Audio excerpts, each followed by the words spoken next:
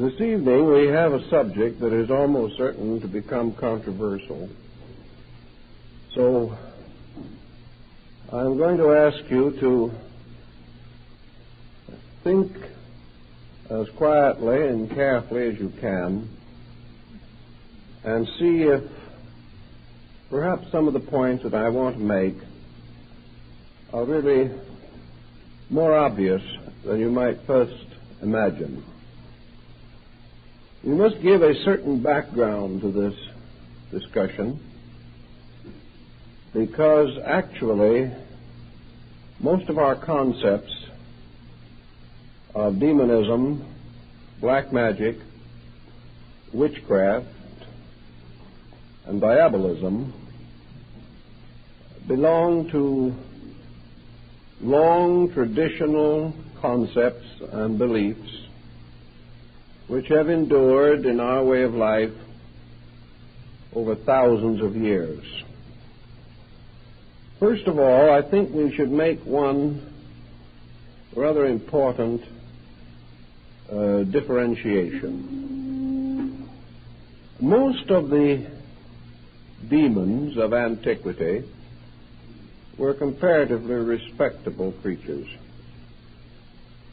The ancients believed that there were in nature spirits both good and bad. Good spirits they called gods, or in nature worship, kami, or elemental beings. Evil spirits they regarded as more spiteful and malicious by their natural intention. And these two orders of invisibles were used to explain a variety of natural phenomena. When things went well with man, he was grateful to his gods. And when things went badly, he propitiated his devils. For he assumed at an early time, and apparently quite sensibly, that God and the subordinate deities that attended the Supreme Being could not be the cause of evil. Yet as a mortal physical creature, man experienced certain disasters which he called evil. He found himself plagued with circumstances destructive to his happiness, his health, and even his life. He had to explain how it was that a good God ruling over a good world could produce destructive situations. To meet this need, orders of beings subordinate to deities, but still by nature malicious, were conjured into reality. Perhaps man copied this concept in turn from his own associates in this world. He discovered what we all find, that some of our associates are nice people and some prove treacherous or destructive. Some of our friends are faithful and others faithless. It appears that certain phases or aspects of our way of life are protective and others are destructive. And today we explain these differences on moral or ethical or cultural or legal grounds, but still we are faced by these two parallel lines of occurrences, one helpful and the other hurtful. Going back over the history of primitive demonism, we note that nearly all of the so-called destructive forces were regarded as entities in themselves. They were sprites or mysterious little beings of nature, capricious and malicious. But they operated almost completely according to their own natures. They afflicted or burdened people because apparently they enjoyed doing these things. Irish folklore is full of mischievous beings who seem to like to play pranks on innocent mortals. Most of these older demons, therefore, were an order of life, just in the same way that the various Greek divinities originated in some region of their own, had their own way of life, and only occasionally came into contact with mankind. This contact could also often be altered. Malicious spirits could be made at least temporarily friendly by offerings and by various gifts and by propitiations, as they were called. It did not seem to occur to these older peoples that these spirits were other than what they seemed to be, some kind of a hierarchy of entities, inhabiting their own worlds and coming in contact with man only on very rare occasions. The second type of spirit that was regarded as hurtful or harmful was the individual who died with great evil or great hate in his heart. If we wronged someone terribly and he died, we conceived that he might haunt us. Perhaps this haunting was mostly the voice of our own conscience. We may have realized that this person went out of this world injured by us, and that perhaps had he a survival after death, he might resent this injury and continue to avenge it from the other world as he might have liked to do it from here. So we have this kind of spirit being, the souls of the unhappy dead. This more or less exhausted the Greek concept. The Greeks were never particularly devoted to demonology. They kind of liked life. They enjoyed nature.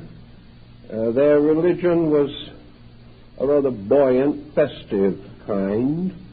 They would much rather live in a world filled with good spirits than with evil ones.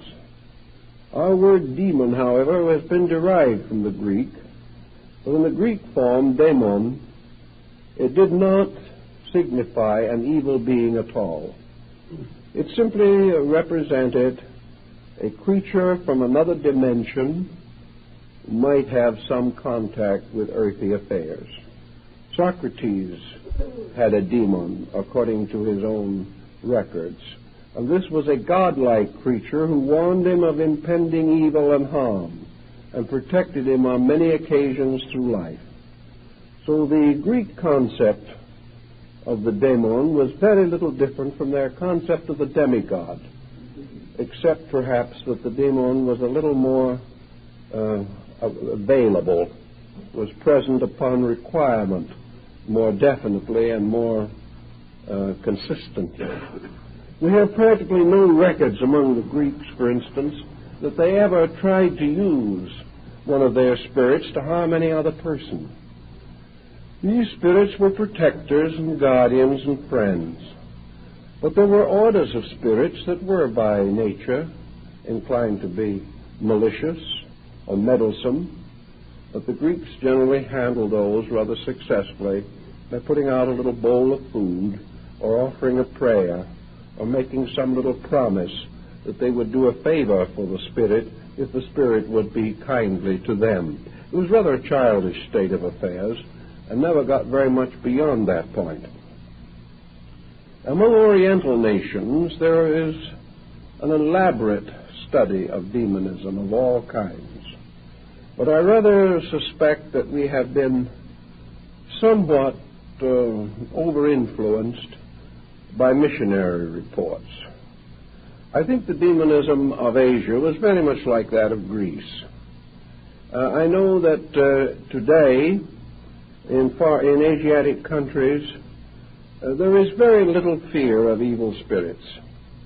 Even where they're believed in, they are not regarded as being particularly dangerous. Japan has its little oni, its little goblins, but if you want to get goblins out of the house for the year, all you have to do is throw some beans at them at the Setsubon festival, and they depart for the rest of the year. They're really not very tenacious or especially difficult. I saw a book of Japanese paintings not long ago called Recreations of Hell. It was a delightful little thing which would indicate that the oni, or spirits, were more or less unionized or something of that nature, and that in their spare time they went fishing, had picnics, and gathered in some quiet bamboo grove and drank sake together. This seemed to be about their principal activity. Now, in almost all countries where Buddhism has been introduced, we have the same consistent story, namely that the Buddhist teachers immediately converted the demons. Demons just didn't have a chance where Buddhist missionaries went out. Even in Tibet, when Padmasambhava converted the country, he converted all of the evil spirits, and they all became good Buddhists, and they became servants of righteousness ever after. The only function that was left to them was the right to just groan and grumble a little bit and perform just a few little examples of their powers in order to sort of frighten people back on the straight and narrow road again. They became helpers whose only remaining function was to warn people against being bad. Now, this situation also seems to follow in many other parts of the world. China is supposed to have had more demons than all the firecrackers in Asia could frighten away. But again, these demons did not seem to be particularly ferocious. We have many representations in painting and carving of the most horrible scenes of demons punishing lost souls. But no one really seemed to pay much attention to it. And there's no indication that it improved the virtue of the people to any appreciable degree. These ideas just didn't sink in. The native attitude just was not appropriate to it. The general way of life was essentially, well, you can't say happy exactly, because many of these people were miserably underprivileged. At least we may say that the general temper was optimistic. People wanted to believe that good things would happen not only in this world but the world to come. And they also had a deep conviction that whatever their religion was, that their prayers and their mantrams and their various teachings would ensure them against being very deeply plagued by any sinister force. In none of these older countries do we find a kind of demonism in which the demon can stand against God. There is no possibility of rebellion on this level. The demon is a nuisance, principally, represented as perhaps having some minor right to plague unfortunate humans, but even the demon himself rather inclined to repent of his evil ways and depart with very slight encouragement. Actually, I think the Chinese, most of these people, were more afraid of ghosts than they were of demons. Our philosophy in the West, however, seems to have from the beginning developed a rather neurotic attitude on this subject. In both the Old and New Testament, demonology seems to play a very real and significant part. And then as we went along through time, particularly in the Dark Ages, demons became very terrible sources of negative belief. They plagued everybody. The early Christian missionaries enlarged the population of the infernal region by populating it with all the pagans and all their divinities. This made it a rather congested area. Furthermore, the early church developed some very aggressive attitudes about how easy it was for a human being to lose his soul. He hardly had to do anything except miss one Mass and he was in trouble. Evil was ever nigh unto him, as St. Paul tells us, and he meant it. And he meant it very literally. And because of this, we see in Western civilization, all the way from the Mediterranean to Ireland, and all the way from the southern tip of Sicily to the most Nordic lands, this very great fear, this almost neurotic pressure in which the individual lived in an almost constant terror of some weird and terrible force. Here again, however, most of the pattern was firmly set upon what might be called demonism in its classical sense. The demon punished sin. The demons didn't bother good people. They had no reason to. But they had a strange and immediate power over sinners. It would almost seem as though deity had assigned them the right to do this. That whenever a person broke the good rules, he was subject to the punishments and afflictions and burdens that the demons would administer as the agents of divine wrath or punishment. The church, however, had its ups and downs on the subject of demonism. Altogether, I think we can say that the general trend of early Christianity was against demonism. It existed very strongly in local areas. It raised considerable trouble and confusion from time to time. But every once in a while, something that was either common sense or a clearer vision of things would always step in and clear the situation for a while. I think that we can say that the demonism, as it was popularly practiced even in Europe, was never really according to the church canons. It was simply something that local peoples, especially the ignorant, the peasants, and the fearful, the neurotic, the psychotic, developed, and which the clergy in turn tried to exorcise with holy water and church candles. The attitude was periodically to clear this atmosphere and to not allow the concept of demonism to build too strongly in the early church history. Wherever it did build, wherever we had waves of this, we had also waves of incredible cruelty. We had horrible disasters, largely the result of morbid imagination.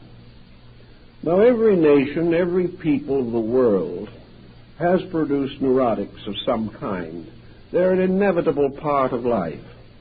Certainly they are more abundant where the pressures of life have a tendency to become abnormal. But there's always someone to whom healthy, natural, optimistic matters have no meaning. There are always people who live and brood and feel and fear and worry and hate and fuss and maintain jealous, negative attitudes toward each other. Such persons have always existed everywhere in the history of our race. So, there have always been psychotics. And today the psychotic presents very much the same problem that he did 3,000 years ago, 2,000 years ago. The difference now is that he is operating against a background that is not nearly as credulous as it was in the early times. When a psychotic today sees horrible and destructive visions, this doesn't become the basis of another witchcraft outbreak. It simply now means that this person is judged to be mentally ill. A few hundred years ago, he was not so judged. He could be taken to the steps of the church and exorcised. If he did not recover, he might be subject to torture. If he still did not mend his ways or repent his claims or pretensions, he might well be burned at the stake. This situation does not hold today because we simply have a different attitude toward it. But back 1,500 years ago, when Europe was comparatively illiterate, when almost nothing was known of mental medicine, the hysterical person, the unbalanced individual, the psychotic, was an object of the greatest fear. In different areas, of course, this also differed. Among the Greeks, an insane person was said to be under the protection of the gods and was therefore never injured or bothered in any way. But in Europe during the Dark Ages, any person mentally unbalanced was assumed to be possessed of an evil spirit. Something had to be done to get this evil spirit out. And as we know, in most psychotic cases, there is a distinct lowering of the ethical moral threshold, the individual becoming abusive and profane and even animalistic as a result of mental sickness. It is easy to understand why older nations felt that this person had suddenly become inhabited by some very low and malevolent being. We don't want to labor this phase of the matter too much, but we do know that in the subconscious of our people, in the subconscious of the race, all these old beliefs still lurk. We are, even now, unless we are completely materialistic in our attitudes, a little inclined to wonder, to question, to suspect that perhaps some of these old beliefs had validity. Perhaps somewhere around there's something that does have a forked tail and horns that might cause embarrassment at some moment. This belief, because it has come down to us, and because it has survived in many primitive areas of society, even today, requires or suggests considerable thought. First of all, we know that in modern society, demonism as it was practiced or held to be true in ancient times is now almost totally reserved to so-called backward peoples. It is still largely found in isolated, underprivileged areas. It is found among people who are comparatively illiterate, whose advantages in life have been few, who have been strongly introverted into patterns in which their tribe or their family or their community has been spirit-ridden and ghost-ridden for ages. It does not appear too often in what might be termed a level of higher mental attainment. It is limited to primitive areas which should give us some idea as to the real state of the matter. Now, in more modern times, during what has been called the Middle Ages, there appeared another problem that really does not stem from real, honest, good old-fashioned constructive demonism. It is a different brand of this belief, and it has been called Diabolism. And Diabolism, or black magic, as it has gradually come to be known, indicates or holds the concept that of two things. First, that evil spirits naturally existing can be controlled or brought into the service of a magician, as in the case of Faust, and that this evil spirit will do the bidding of his master for a certain length of time, sign a pact with him, perhaps sign it in blood. In the European museums and libraries there are a number of these original pacts neatly signed in blood. These pacts bound an evil spirit to man for a time. Usually the pact ended by the evil spirit receiving in payment the soul of the magician. This is the classical pattern and is found in many old works on demonology. But during the duration of the pact, this demon was forced to serve his master, to do anything that his master wanted him to do. Now, in a great many of these old books, we find a very interesting line of thought, which seems to indicate that the demonism actually did arise from older beliefs. For we learn that these demons that were bound by pacts really had no interest in hurting anybody. They were not out trying to make the magician do evil things. Mephisto did not have the slightest interest in advancing the whims of Dr. Faust. Mephisto lived in an entirely different kind of world of his own. As the demon, he represented a debonair personality, worldly wise, sophisticated, and attained in all things. To him, Faust was no one but a child, an infantile ignoramus, perfectly willing to sell his own soul for a few years of glory and a little wealth or the fulfillment of his own desires. And as Mephisto himself tells us, he hasn't the slightest interest in Faust's desires. But because of the pact, he is his servant for the duration of the bargain and must do as he is told. In fact, in a few instances, Mephisto actually intercedes and strongly recommends that Faust not do some of these evil things, which are senseless, meaningless, and purposeless. So in the demonology, it wasn't a case of a demon taking great joy in injuring people. It was a bored demon who had no interest in humanity, who didn't care whether humans lived or died, because he was no part of them. They were not his region, they were not his world.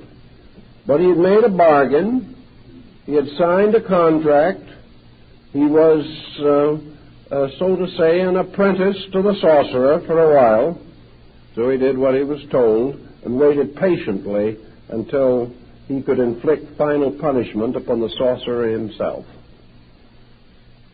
This type of diabolism, again, doesn't quite meet the thinking of most people of today.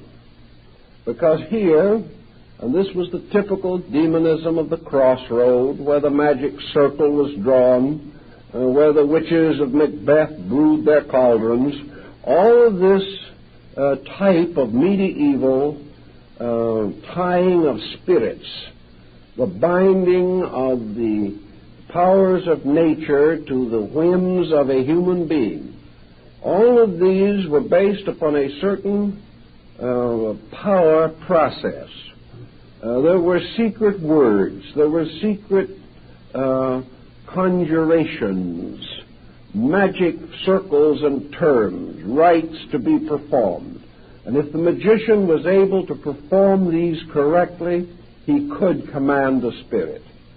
And if he could command the spirit, then the spirit had to obey him.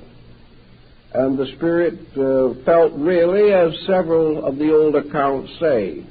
One or two of the spirits do, like Asmodeus in one of the early books, says to the conjurer who has called him out of the misty deep for some nefarious undertaking, "Why have you disturbed me?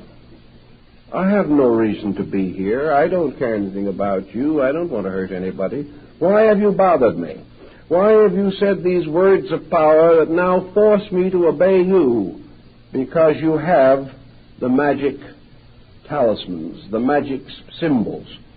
Why have you done this to me? I don't dislike you. I haven't done anything to you. Why do you insist on binding me to some common human purpose of your own?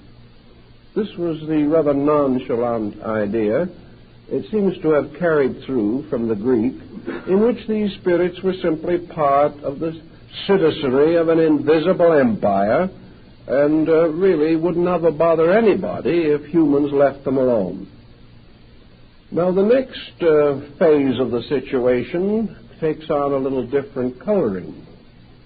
As a result of the binding of spirits by these conjurations and these magical formulas, it came to be believed that human beings could hurt each other. This was a very late development in the idea of demonology, that human beings should want to use evil forces to afflict each other. This was not part of the original concept at all. Ghosts might haunt those who hurt them in life, but not innocent people. And in most countries, the ghost is a kind of a wavering symbol floating in the atmosphere in graveyards at night or something, but not inclined to do anything more than be there, although its presence might frighten some superstitious person out of his wits. But it was not really any particular idea. The concept that either evil wanted to conquer good or could conquer good came late. The idea that man might want to use evil, some kind of an invisible or magical evil, to hurt other people. This was simply not part of primitive ethics in the majority of instances. It arises occasionally, but is certainly of the exception rather than of the rule. But once we began to believe in witchcraft, once we believed that human beings could make pacts with demons, or could develop within themselves some evil force, could pervert their own natures, and begin to burden us with their perversions, like the witches of Europe riding on their broomsticks to the Sabbath on the Brocken, where that human beings themselves voluntarily and of their own inner conviction chose to become evil, chose to hurt or destroy other people, and sought in long and difficult processes to discover means by means of which they could bewitch or haunt, or in some way from a distance plague or hurt normal, innocent folks. Antiquity had very little room for this concept because it simply did not believe it. It believed that the so-called spirits could exist. It believed that evil people could do evil deeds. But it simply did not develop any strong concept of black magic as we think of it today. It was outside of the grand concept of life which these people held. And they would not permit something to be believed that did not fit into the great theory of the kind of world they lived in. And with the exception of very primitive people, there was no general group in society that believed that the world was created for the purpose of perpetuating evil, or that evil had any chance of conquering good. In the long, difficult picture of things, even in the Mazdian faith, evil had no real power to ultimately achieve victory over good. Good was real. Good was deep and great. Evil was passing. Evil was linked so closely to the infirmities of men that it became more and more obvious that most of the evil that we have attributed to demons really arises in the nature of man himself. That we are the creatures who seem to possess the strange power of being malignant in some way, malicious, malevolent in our conduct towards other people.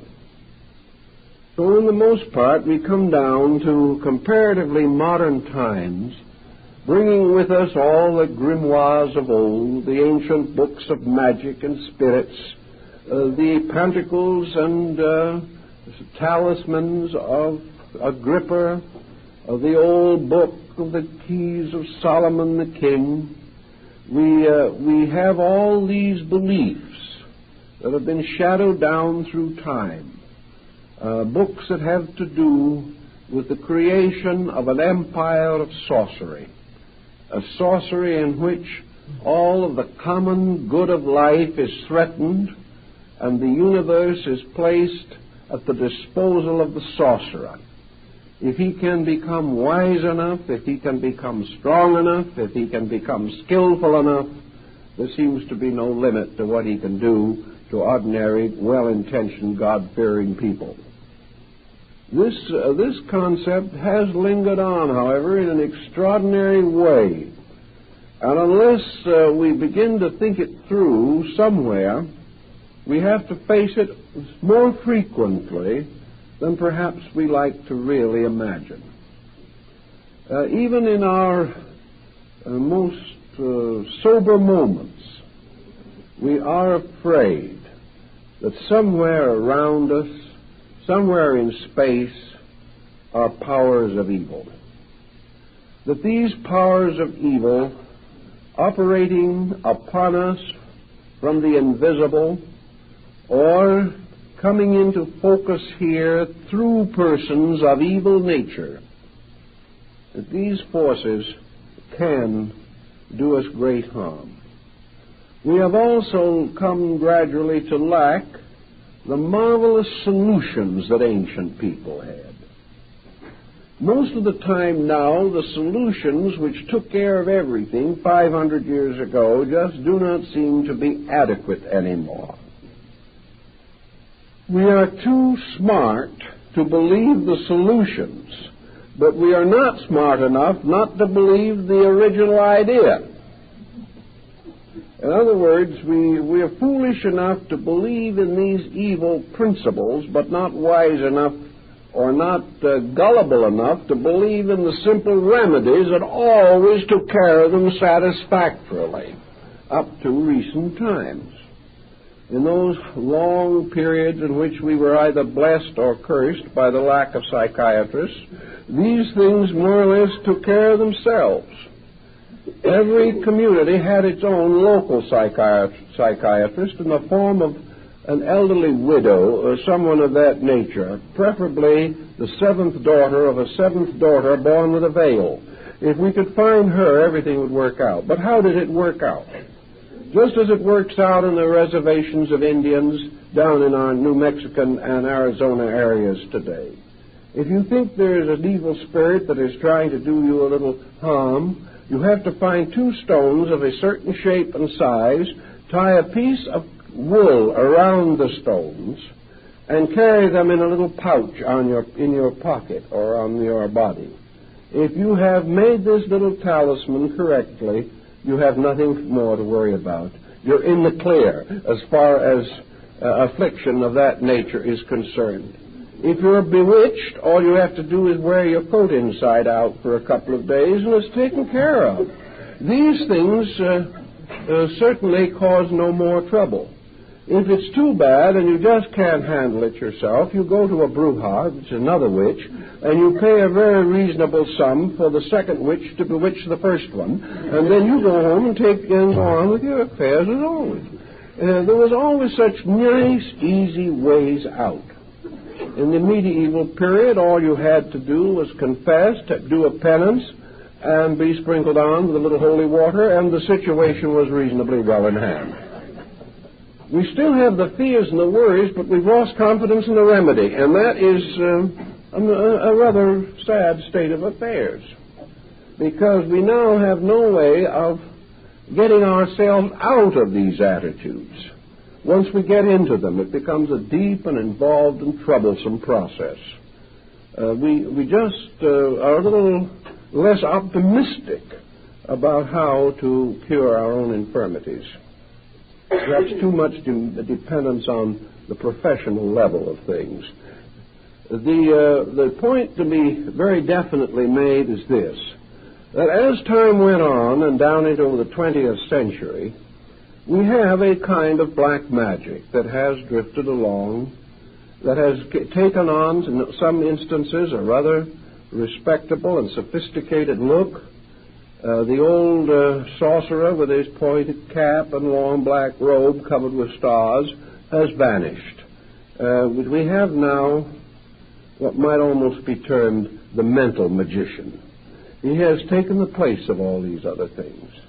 But we do still believe that people exist who want to hurt us. We also believe that there are certain persons who can hurt us. And whether this hurting is done by means of chaining a demon, or whether it is done by the natural orneriness of the magician himself, makes very little difference to the sufferer. He actually believes that he is in constant psychic or spiritual danger due to the malicious intent of someone else. Now, that this should be a belief is quite understandable. Our so-called level or veneer of sophistication is pretty thin, and beneath the surface of our so-called mental advancements and attainments, there is still very much of the primitive and very much of the frightened. We all live very largely influenced by fear. And fear is a mysterious thing and is most deadly and most dangerous when the object of that fear is most difficult to isolate or distinguish. Blind fear is the most terrible thing of all, because there's no way you can open your eyes for it. It is simply there as a terrible compulsion to terror within yourself. And nothing that man has ever developed in the form of sophistications apparently can touch this basic atavistic anxiety which is within him. So we are all born with it. We all have to struggle with it, and we all have to solve it much as we solve every other problem in life, mostly by common sense, also by building positive beliefs or convictions that are larger than the negative ones. If we would sit down quietly by ourselves, perhaps, and think some of these things through, we would be forced to make decisions. But by the time we are thoroughly frightened, we are in no mood to make decisions. The immediate terror is greater than any judgment that we can be expected to focus on the situation. So the same problem that answers ignorance in every other form must be applicable to this form. The only answer lies in the individual developing within himself positive resources of understanding and insight that simply will not permit him to take on negative and essentially destructive attitudes. And whenever in the history of civilization men have followed strongly after constructive beliefs, demonism has faded out. Whenever these beliefs were themselves compromised and men fell back again upon their terrors, demonism increased again. Therefore, we are reasonably certain that wherever the individual does develop inner resources, he is able to protect himself far better from blind fears. I think that in this particular problem, of course, philosophies such as the Platonic philosophy of Greece and the Buddhistic philosophy of India are of the greatest practical help, because the individual, if he has some kind of a basic philosophy upon which he can lean, will have a tendency not to fall so quickly into a completely chaotic and unphilosophic point of view. Most students, for instance, of mysticism, metaphysics, and esoteric sciences and arts in the United States now in this century believe essentially in a universe that is ruled over by proper, orderly laws. Most mystics and most of those persons who by nature and temperament might possibly come under the pressure of too much belief in invisible forces in life, most of these people claim sincerely that they believe in a good God. They claim one of two things: either that God is good, or if they're rank materialists, that God does not exist. And if God does not exist, and there is no purpose to the universe, then we have no reason to suppose that evil exists either, because if there is any enduring principle, there is no doubt from all of our observation and reflection for thousands of years that this principle is essentially good. So if we believe, for example, as in Platonism and Buddhism, that this universe is the product of a divine mind, that this divine mind of itself is inevitably and eternally good, and by the very nature of itself produces out of its own nature only good. If this universe, therefore, is a product of divine consciousness and is ruled over by just laws, wherein all the heaven and earth of justice is their place for psychic plaguing of one person by another, something has to be wrong in the picture somewhere.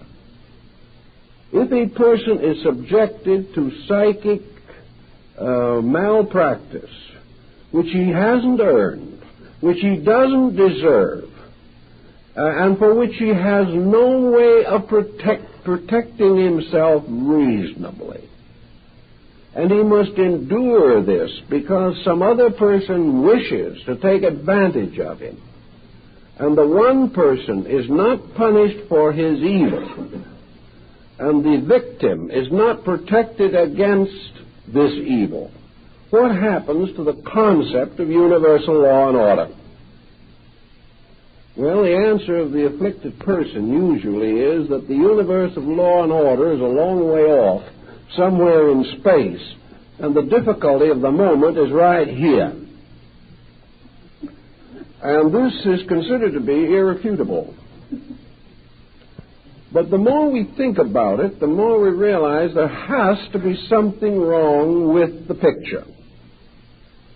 We have to realize that if it were true that by means of the faculties that we are normally endowed with, we are capable of exercising extraordinary malicious influence over other minds, if it is possible for a mind, for good or for ill, to control the life or destiny of another human being, simply because this mind is stronger and the other mind is weaker, and the weaker mind has no defense whatever, we would be in a situation in which the whole world could very well become involved in what might be termed psychic warfare. We would have no out for this situation. In the 1940s, there were probably 300 or 400 million minds, strong minds, many of them, minds of persons horribly hurt and injured, millions of persons going out like the haunting ghosts of antiquity, with all his hatred headed straight at one man, Adolf Hitler. And yet it took the combined armies of the Western powers to finally bring this man to his end in a bunker in Berlin. He was under the most terrible mental pressure imaginable. I personally know individuals who claim to be well up in magic, who were working night and day to destroy him by magical means. All he did was take on some more territory and take another nation over. Hundreds of millions of minds with just cause for the greatest hatred. Didn't get very far with him. What finally got him was himself. The same might be true of Mussolini. The same was certainly true of Joseph Stalin. The probabilities are that almost as great an amount of hatred was turned against Wilhelm Hohenzollern II, who passed a pleasant and quiet old age in Holland. Why? If one individual can, by means of mental suggestion, destroy my life or your life, how is it that they can never seem to get the fellow that needs trouble the most? They don't get him. He keeps right on going. And the reason why he almost certainly keeps on going is because he doesn't believe that these other people can do it. He is so sure of himself. Hohenzollern with his me and Gott. Hitler, the man of destiny. Napoleon, the man of destiny. It was their own arrogance, their own conceit, their own stubborn unwillingness to listen to anyone else that finally destroyed them. But the sorrow, the pain, the agony of minds did not do it. The prayers lifted up against these tyrants did not seem to operate very effectively. And yet we like to assume that these same forces that cannot touch these men, even when augmented several millions of times by concerted thinking, that one lonely character of uncertain mind can destroy us. Actually, we have to re-evaluate this entire situation. And it is a little difficult to do because there are things we so desperately want to believe. And there is nothing that we want to believe more than that which we see, that which we hear, and that which occurs so directly and intimately to us that there seems to be no possible way of evading or avoiding the situation. What we see that happens seems so factual that we cannot escape it. Now, in Buddhist philosophy, we have these repentant onis, miscellaneous secondary demons, who more or less finally went to the robe and became good Buddhists themselves. And what do we have as the answer to the rest of the problem in Buddhism? There is one thing, and that is perhaps the most important key to all. There is one legitimate cause for the individual to be in trouble, and that is karma. Now, karma is not a monster. It is a good law, absolutely necessary to us. But like the Mio of China and Japan, the ferocious-faced deities were always smiling in a kind of a wicked, sardonic way, as much as to say, I shall have you for breakfast. These Mio, or Fudo Mio, represent karma. They represent the inevitable power of retribution. And to the Eastern way of thinking, karma is this thing which is itself a divine good appearing to us in a horrible and destructive and unfortunate and unpopular appearance. In both Platonism and Buddhism, an individual has to be in need of some type of punishment, or it doesn't come to him. He has to experience that which he has caused. Let us say, for example, that back somewhere in the Middle Ages, a second or third-rate sorcerer appeared who really believed, perhaps, that he could use these evil forces for his own advantage. Perhaps he didn't use them really for his own advantage. Perhaps he didn't even know whether he did or not. All he knew was that when he prayed that a person would die, that person would sicken and die. And it was obvious, therefore, that his prayers had done it. We know today that this does not necessarily constitute the answer, but as far as our medieval sorcerer is concerned, he may have believed it. So we might assume that all the way down through time, there have been individuals who have sold their souls for wealth, for power, for the fulfillment of their ambitions, and for the fulfillment of their appetites. These individuals have conspired against the public good. They have cheated and stolen and bribed. They have done all kinds of unpleasant things. Perhaps when they did them, they thought it was all right to do them. We've got the whole generation of people now making the most stupid possible mistakes with a very good attitude on the whole thing. I've talked to people recently who have admitted frankly that they see no reason why they should not get the last dollar they can, no matter who they take it from. The problem is now you're respectable if you get the dollar. How is no longer a problem or a question. So people compromised their principles down through time. Some did it in the name of religion.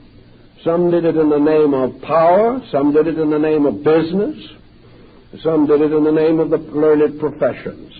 But they exploited. They took unfair advantage.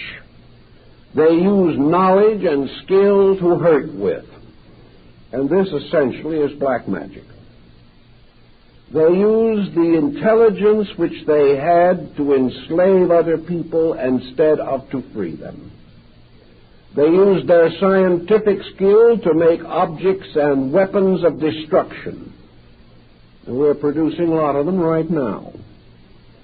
But they took the God-given faculties that man has and have used these faculties to terrorize other people, to destroy the securities of living, and to leave this world perhaps a barren sphere in space if someone doesn't come along and straighten out the problem and the tangle.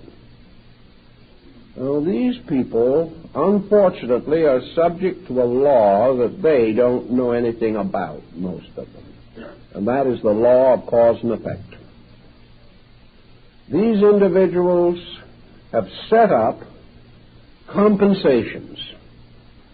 They have set up compensations not merely because they were ignorant, because nature takes ignorance into consideration.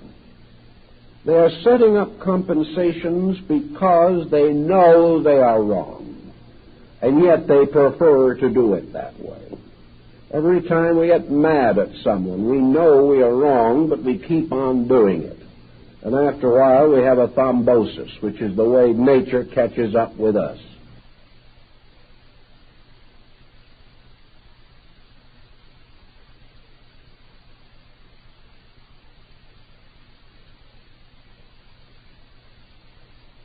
When we do what we want to, the world is wonderful.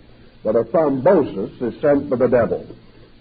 We haven't realized that in many instances, The devil, which is merely a form of the deity Fudo or Yama or Mara in India, is the luring, flame-encircled image of karma. The natural ills that we have done coming back to us.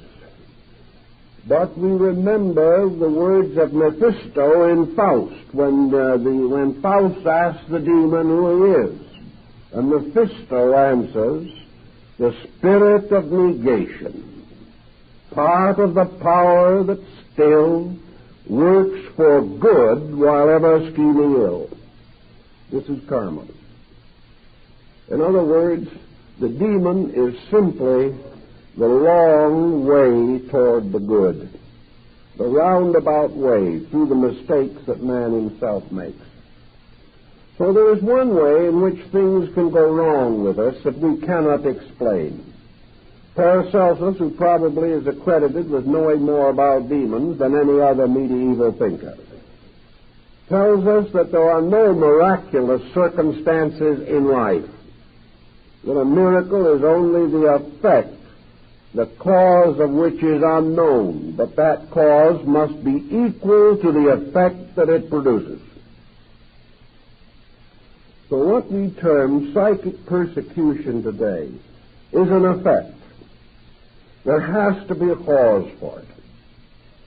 And where are we going to find the cause?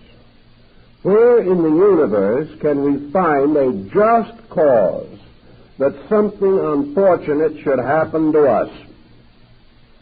The only possible answer is that the just cause has to be ourselves.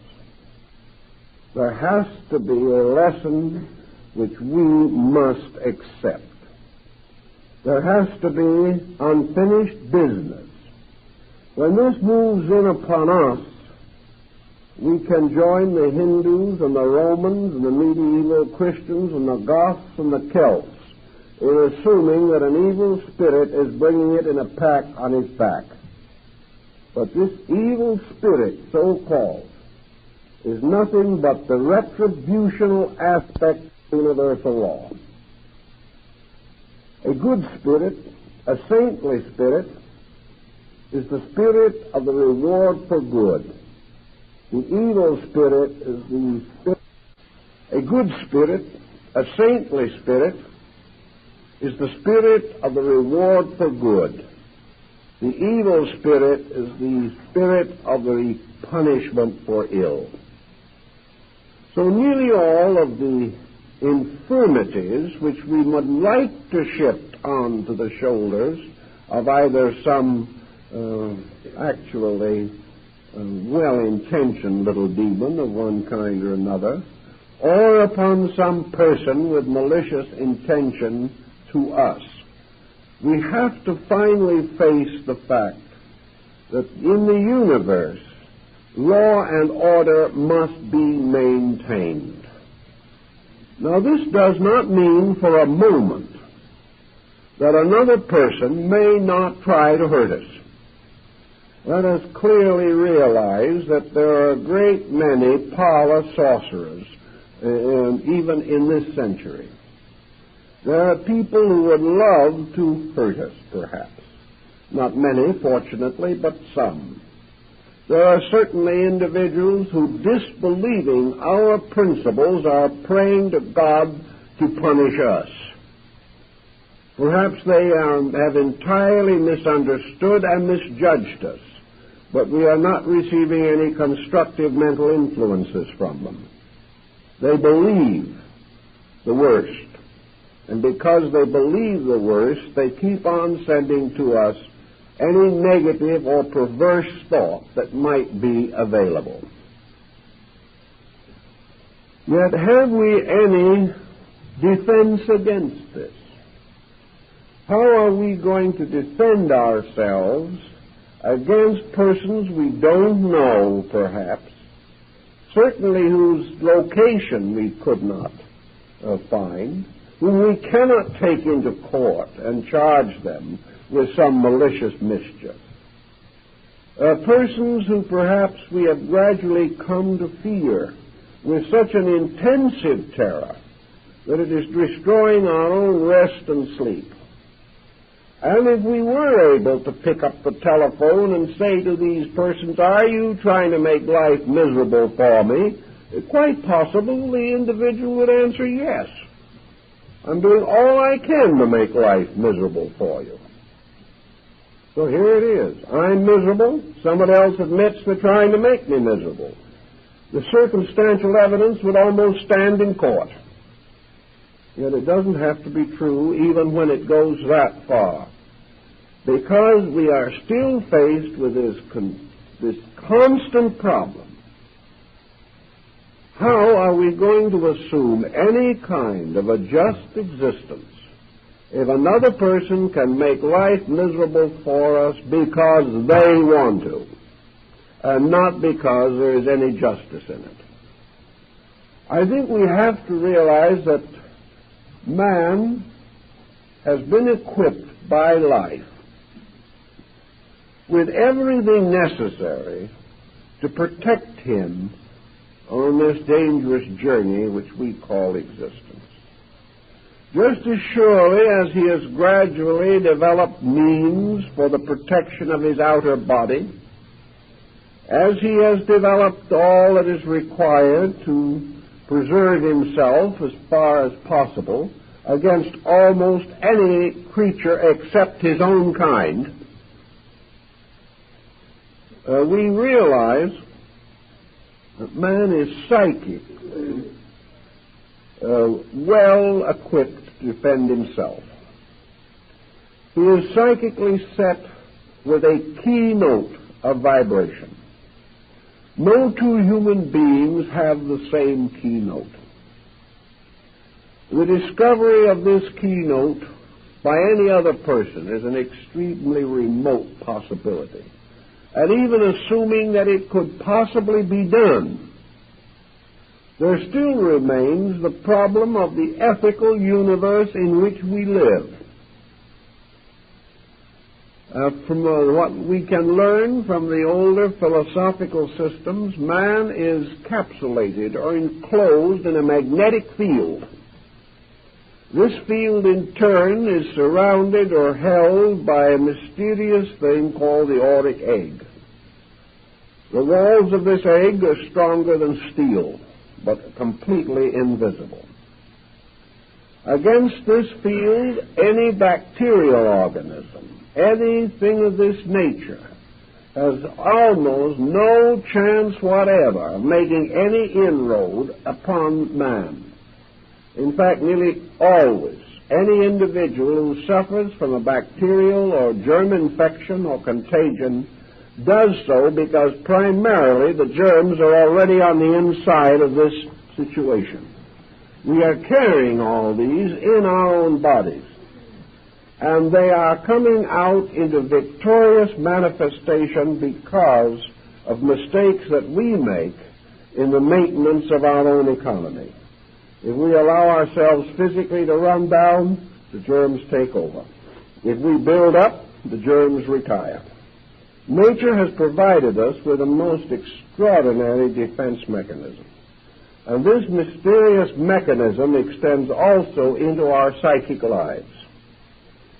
If we can assume an honest person owing no psychic debt to anyone, living a constructive life, and free from any immediate pressures of karma, if we assume this person and assume that they are a well-integrated individual, I think we can at the same time assume that so-called malicious psychic persecution is impossible for that person to suffer. Something has to happen to break down the natural defenses of the individual. And these breakdowns are the real cause of the whole problem.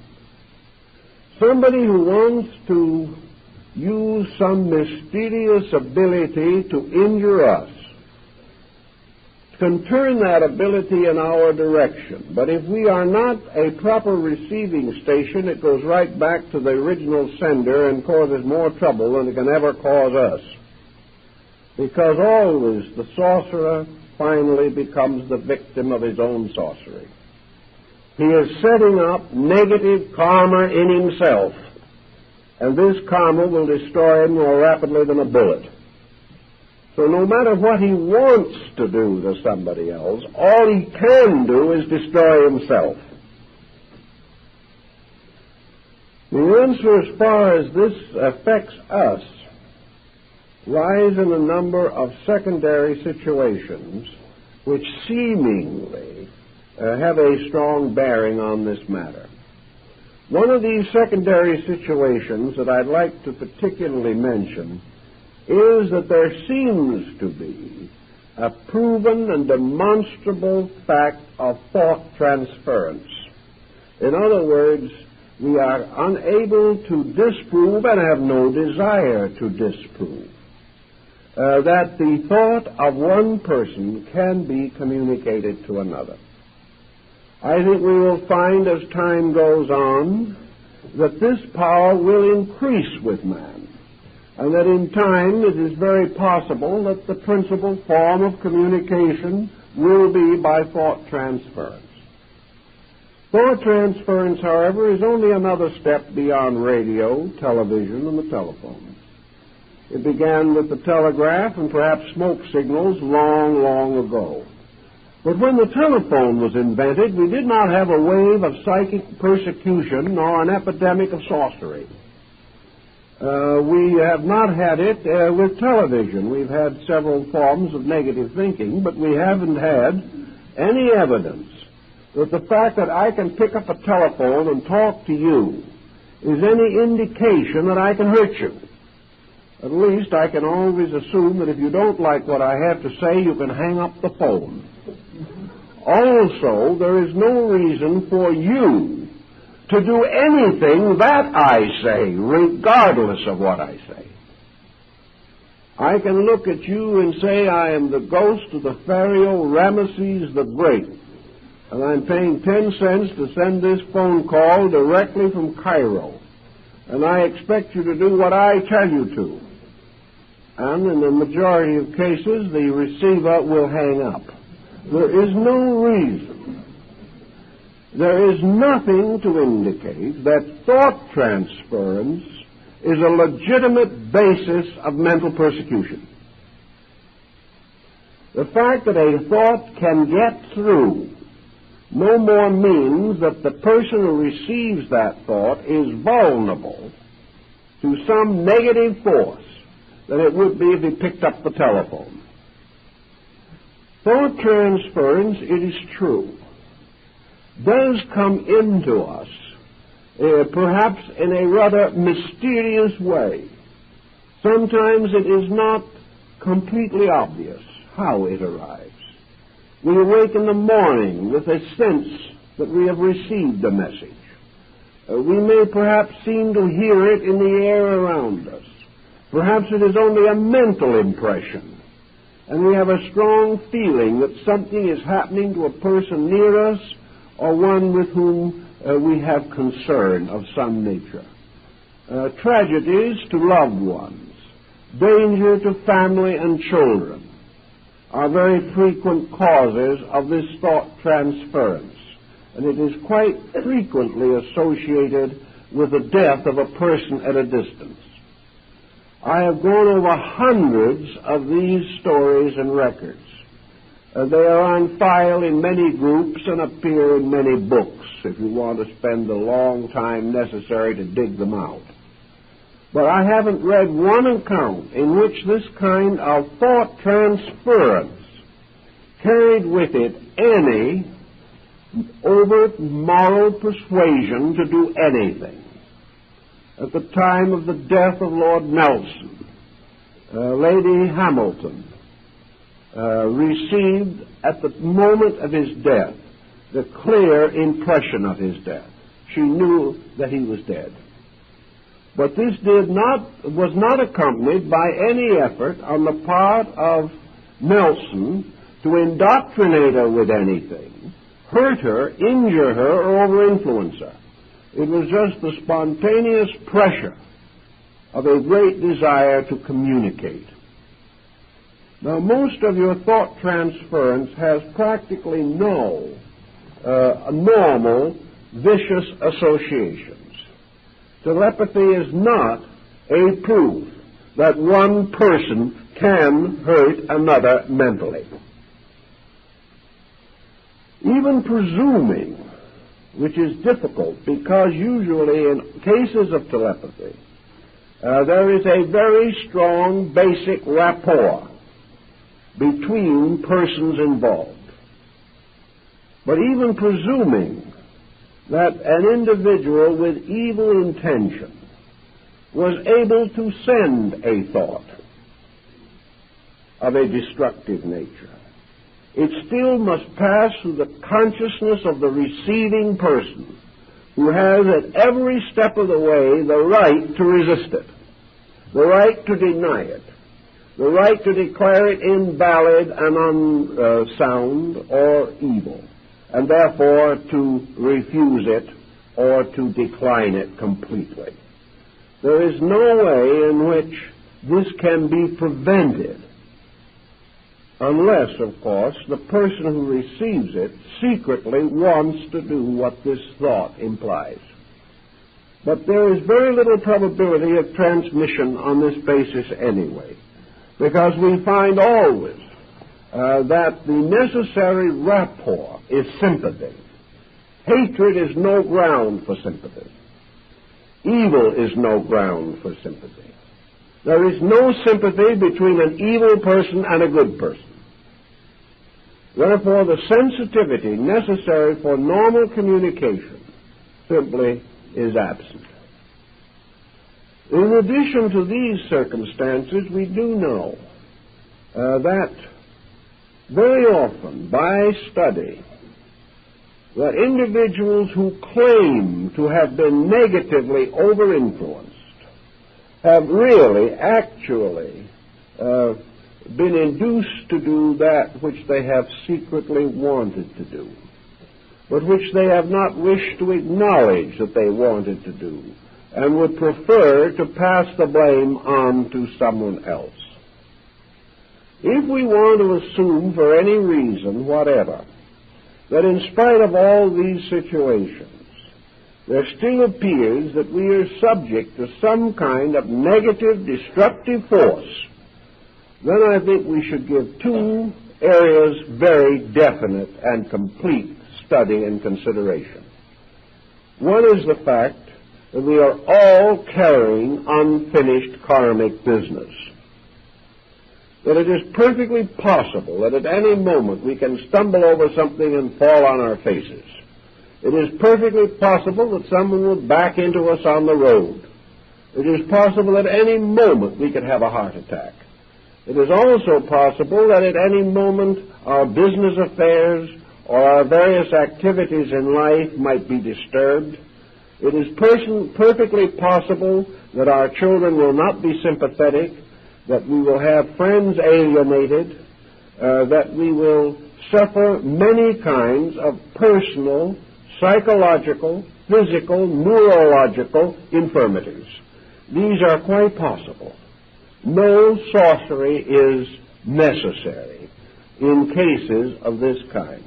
And this is particularly true where the individual is introverted, hypersensitive, highly nervous, worrisome, or potentially neurotic.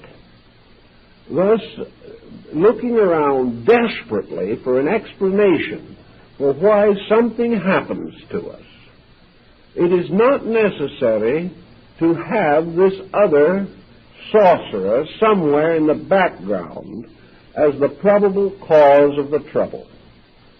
It's not impossible that somebody might like to. There are groups in this country at the present time that are teaching various genteel forms of sorcery. They are teaching all kinds of strange beliefs. Some of them are very secret and very strange. Even in New York at the present time, you can buy in open stores various preparations to be used for magical purposes to overcome your enemies, to create love filters for various reasons or other. And as I think I have mentioned here before, you can buy what is commonly known as the 2-pass powders, by means of which you will be guaranteed to throw 2 sevens in a game of dice. These things can be bought today and are sold in great quantities to people who certainly should know better, but never will. It is quite true there are groups, and one of the things that these groups do, which leads to a great deal of trouble, is to bind their followers with oaths and obligations, warning them that if the follower ever leaves the organization or fails to do what he is told, he will be the victim of the most horrible punishments, that the most malicious forces will be turned against him, and that he will just be made as miserable as he will permit. This is actually done. And it is done by groups that claim to be overflowing with brotherly love and Christian fraternity. It is also quite possible for an individual who finally leaves such a group and has this in his subconscious to assume that his difficulties from that time on are due to this persecution. There are also groups that teach various kinds of development exercises, and do it all the time, by means of which the natural nervous system can be very seriously disturbed. The problem can involve a great many different practices which are essentially harmful to the normal function of the body, and may consequently set up situations in the nervous system that can lead to exaggerated psychic phenomena, hallucination, and things of this nature. There are also groups that are every day actually teaching various forms of auto-hypnosis, assuring the followers that these are advanced courses in yoga, when all the individual can ever get of a yogic nature is what he hypnotizes himself into believing that he has got. This is going on every day. And a certain type of individual will always fall for it. When he gets into this miraculous blunderland in which all common sense is lost, in which everything that might make law and order evaporates, it is perfectly possible and even reasonable that he should begin to suspect the atmosphere to be simply filled with sprites and monsters, that everything around him is filled with maliciousness, because so many of these practices and theories and stories are themselves essentially malicious. Anyone who would curse somebody for leaving a certain organization isn't fit to have an organization, but there's some of them that do. This type of thing causes a great deal of negative anxiety. And when the natural problems of karma step in, this can have a very definite effect upon the individual, because it is certain that there's only one kind of karma that is suitable for a person who has tried to over-influence someone else, and that is to believe that somebody else is trying to over-influence him. He has caused sorrow in this area, and it is in this area that he must pay for that mistake. And in one way or another, people are constantly trying to over-influence each other. Therefore, this type of situation is not especially rare. And if it happens to arise from some karmic background in which the original pattern was set down 300 or 400 years ago, the person today does not see the justice of it or the value of it or the meaning of it in his present embodiment. But he passes through these experiences by which he gradually learns the sacredness of the rights of other people to take care of their own affairs. So out of the peculiar juxtaposition of two circumstances. It has come to be assumed that these circumstances are related. It has come to be assumed that the individual who joins some organization for a doubtful reason, coming under some form of unfortunate situation as the result of so joining, then proceeds to suffer from the very conditions which his own consciousness have opened him to. Also, the combination of the fact that gradually he has lost the power to discriminate. He has sold out. And if we sell out to anything, we're in trouble. If we sell out to a political party, the country's in trouble. If we sell out to some theological sect, it may finally compress us and limit us until it destroys our value. Anything that we sell out to will turn on us and hurt us. So we have all kinds of things also that motivate people into various so-called esoteric situations. Probably one of the greatest and most common of these motivations is simply that the individual is looking for a reason to be alive. These people may be lonely, neurotic people.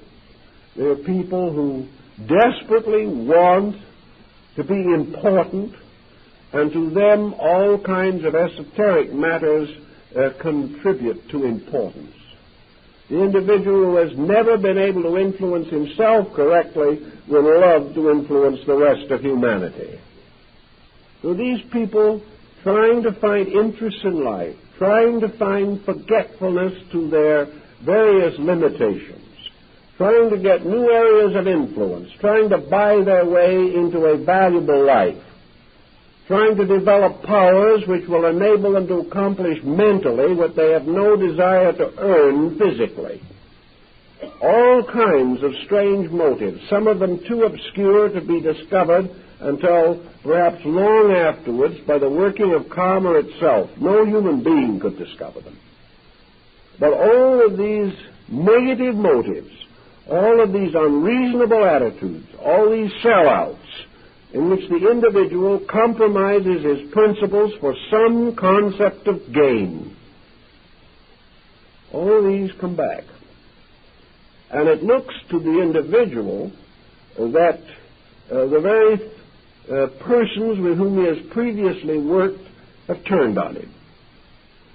Perhaps they would like to, but they can get nowhere unless within his own nature he has broken down the patterns of integrity and opened himself to karma. Then the thing he is being punished by is not what the other individual is trying to do to him, but by the compromises which the person himself made, by which it might have been reasonable to assume that the other person could have gotten at him. But the individual is haunting himself. He is doing it in 1,000 different ways. And his old ego, which has been carried with him for many embodiments, is still struggling to unload its toxic load of karma. And if this load of karma in some time or other meant that we had tyrannized, and in some way we have to experience the payment for this, then we shall be the victims of tyranny. Whatever cause we set in motion, if somewhere in long ago we prayed the gods to afflict somebody else, we will sometime awake and think we hear someone else praying the gods to afflict us. I've actually had people come into my office here and ask me if I wouldn't pray for the death of one of their relatives so they could inherit his money. Now, that an individual like that should come finally to believe that somebody else is praying to get rid of them is nothing short of poetic justice. It is not a sign that the bottom is out of the ethical universe. It is not a sign there are no laws in nature. And there is certainly not a sign that good people can be the victims of bad people. Buddhism and Brahmanism and Hinduism all teach that another man can take our body. We can be killed. We can be shot. We can be stabbed. Or we can in time simply die from natural causes. Our physical bodies are vulnerable. They belong to this world, and they can be taken from us by the various incidents and accidents of life. But to all these systems, this is not important. Actually, the only thing that is important to man is the integrity of his own consciousness. While he is able to keep this, the rest of his fate and destiny are secure. There is nothing else that he need to fear. There is nothing that he can successfully fear. And there's nothing that fear can do for him except make him sick.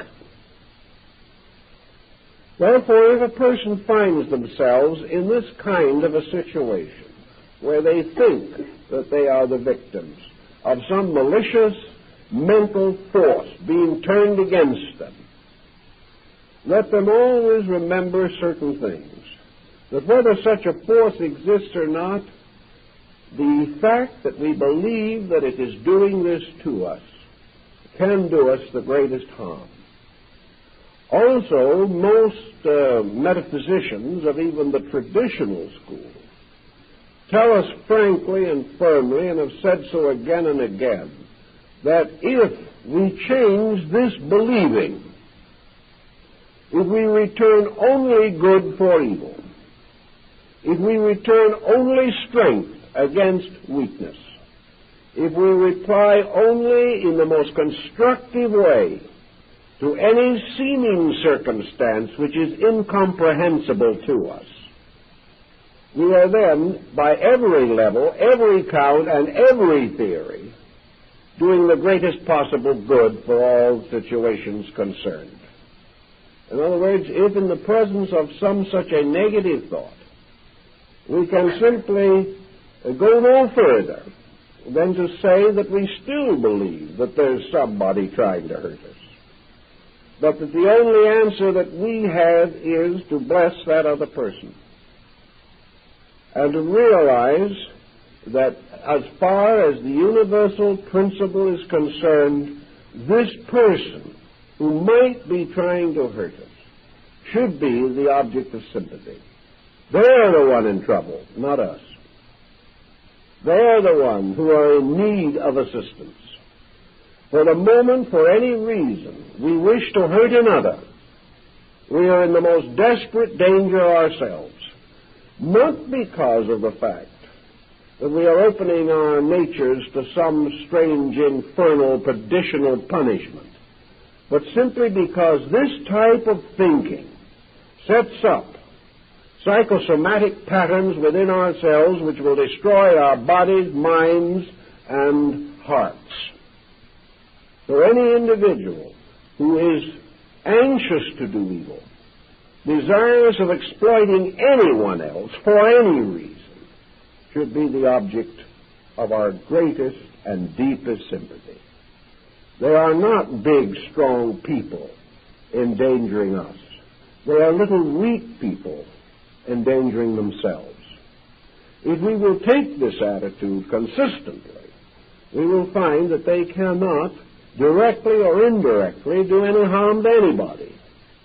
And the main point is that whether we believe they are doing anything to us or not, and whether in the course of time we discover that the whole thing was our own attitude and not anyone trying to hurt us, regardless of how we want to explain it, our own cheerful, constructive, idealistically, spiritually correct attitude at that time is our greatest protection and our greatest solution. So regardless how we want to explain it, the answer always remains that we must gradually replace fear with faith, that we must lose all interest in assuming or believing that anything or anyone wants to injure us or can injure us. Now, this does not mean that we don't have to read the small type in the contract. This does not mean that physically we are not subject to the common laws or the practices of our times. But it does mean that in things relating to spiritual matters and to religious matters, the individual is absolutely safe as long as his own attitudes are absolutely constructive. As long as he knows firmly and completely within himself that he is setting in motion known negative psychic forces, he can be perfectly certain that no one else can hurt him, but most of all, he will not hurt himself. And if this attitude is really appreciated and really understood, really worked with, there would not be a great deal of black magic in our generation. Because black magic is not just something that another person can practice on us. Black magic is something we can practice on ourselves. Black magic arises the moment we try to solve the problems of our own experience negatively. The moment the individual believes in the reality of evil, he is just as much practicing black magic as the individual who turns the force against someone else, because he is now turning negation against himself. And he is certain ultimately to frighten himself out of his own wits. Now, there are many episodes and incidents described of the raising of spirits on crossroads late at night. And these spirits have been occasionally seen. And any Irishman can tell you they can be seen any time. All you have to be is a good Irishman to see them. Therefore, we recognize this problem. But I talked to an Irishman who, I don't know whether he was in the right direction from the standpoint of descent or not, but he obviously had kissed the Blarney Stone, not once, but many times. And we talked about it one day. He said, yes, Ireland is full of spirits. It's full of all kinds of little creatures that come out of the earth following the plowman. You'll see little creatures rising in the mist of dawn or in the mist of evening. And you'll see fairy rings under the trees where the flowers form circles. And you can see them, and you can hear the leprechauns out at night pegging shoes. You can hear them almost any time you want to. And there's one little fellow always sitting with a pot of gold or a crock of gold at the end of the rainbow. Oh, these things, the children see them all the time. Everybody sees them. At least they think they do. So I asked this Irishman once, I said, do these little spirits ever bother anybody? Oh, he said, be gone with you. Why should they bother anybody? Of course not. The only time they bother you is when you bother them. If you try to take the leprechaun's crock of gold away from him, he'll work magic on you. And he'll try his best not to let you have it. But if you want to sit down quietly and watch the little folks at play under the trees, they don't mind. They're very happy. In fact, they probably don't know you're there. So he assured me that unless somebody bothered them, they never bothered anybody else.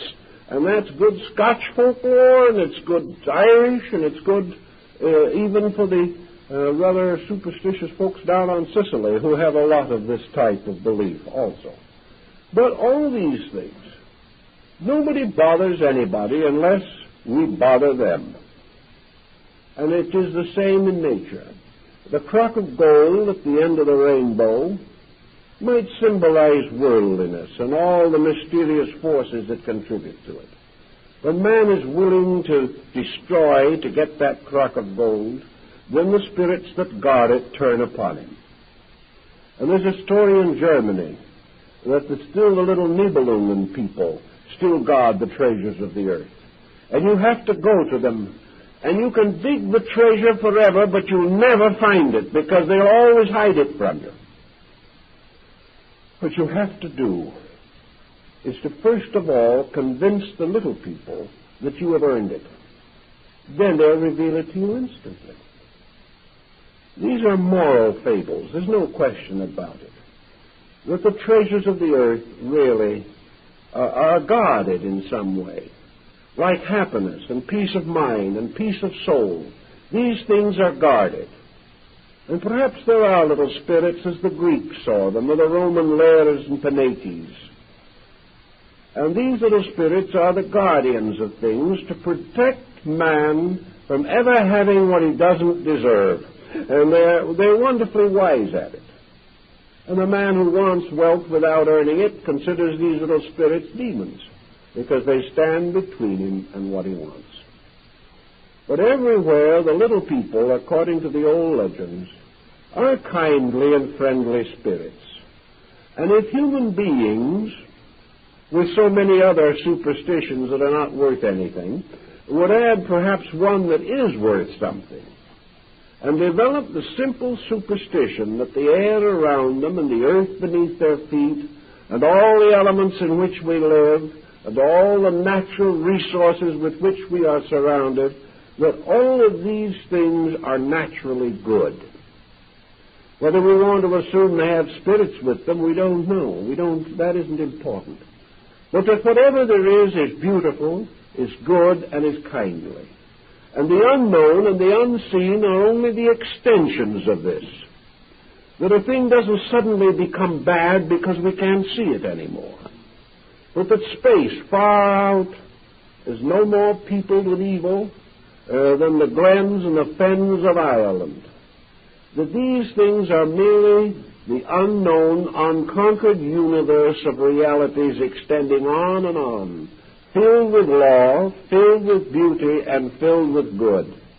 And if man will keep faith with this good, and he will live harmoniously with it, and will not break the patterns by his own negative psychology and create a negative psychotic condition in himself, he can live on through the years of his life and from life to life in a universe that is essentially good, which has some problems, some unfinished business, in which we are ready to pay our debts, and we are ready to try to do to others as we'd have others do to us, but with it all a great basic faith. And if we have this faith that everything is essentially good in principle, and that in man this principle may be obscured, but it is still basically there. And beyond the selfishness of our daily conduct, there is in every person a spirit that is trying to be good. And that this spirit, through karma, is ultimately going to win. And little by little, the failings and weaknesses of man will be dissolved by universal law. And in the end, we will all come to that good which was originally ordained for us. If we keep these thoughts in mind and do not permit ourselves to wallow in self-pity, negation, fear, and doubt, we won't have any trouble with black magic. We won't have any trouble with demons. And if by any chance we should meet one somewhere, it'll be a very kindly little fellow who will be more amusing than difficult. Because actually, there's no reason why the old Buddhist monk wasn't quite correct when he went by one of these little demons, simply patted it on the head and blessed it. It was all part of a good world. It's all part of a universe of good things. And if the good finds itself strong and rich in our own consciousness, there's nothing else that we need to fear. Well, I think our time is up. Thank you very much.